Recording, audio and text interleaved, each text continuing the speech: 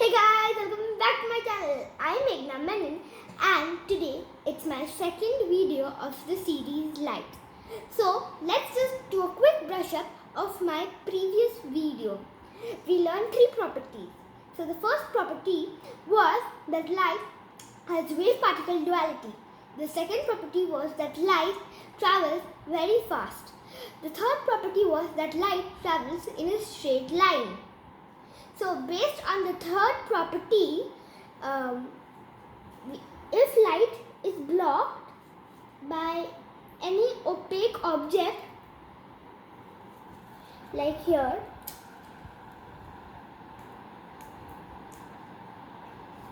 see,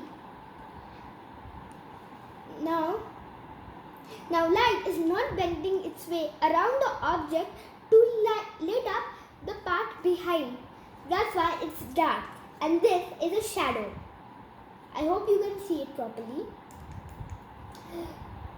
Now, see, for a shadow to be formed, we need three objects. The first one is a luminous source called, you can take a luminous source like a torch, and second source that we need is an opaque object, just like here. The third source we need is a screen, a screen where the shadow can be formed. Now guys, based on this, there are three types of objects. Over here, this is the opaque object. Over here, this is the transparent object, and this is the translucent object. Now, slight opaque object doesn't let any light to pass through it. You can see, right?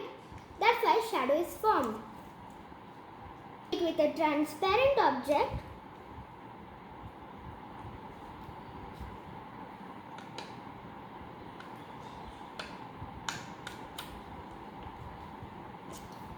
you will see that all the light is able to pass through. So there is no shadow formed. It's all lit up. I hope you can see it.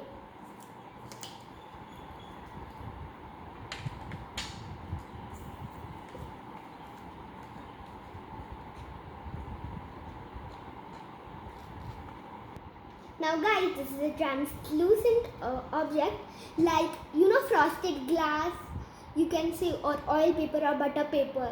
You can see through them little bit, but it's hazy.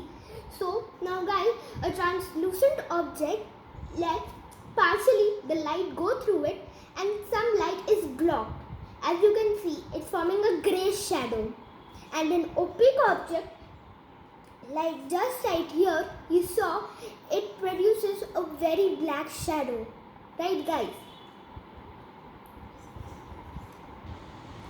The other factors affecting the position, the length and formation of shadow is the relationship between the light source and the object. Now guys, see, if the light source is just on the top of the object, if you can see, it's the smallest shadow. I hope you can see. Now, as I'm moving it, not only the shape and size of the shadow is moving, but the position of the shadow is also moving. Can you see it? Yes guys. So the light source is just like a clock hand. And guys, in ancient times, there were sundials. Now guys, see, it helped the ancient people know the time, and this was how the first clock was made. Now guys, other luminous objects naturally occurring are sun and fire sticks, fireflies, star, jellyfish, railroad worm, millipede, and many more. But moon is not a luminous object. It reflects the sun's light.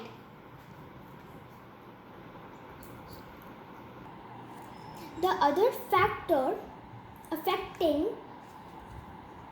affecting the shadow is the distance between the light source. See, if it's closer to the light source, bigger the shadow, and if it's not close to the light source, it's far from the light source, smaller the shadow. Bye guys.